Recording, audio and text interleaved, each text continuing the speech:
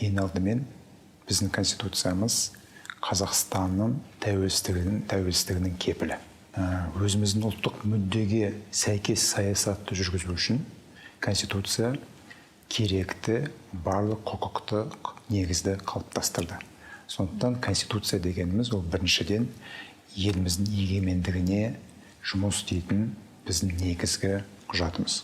Жалпы қазақ бұрынғы заманнан бастап заңның үстемдігін мойындаған халық. Қасым ханның қасқа жолы, Есім ханның ескі жолы, Тәуке ханның жеті жарғысы бұл енді осы ұлы далада заң үстемдігі болғанын көрсететін фактілер.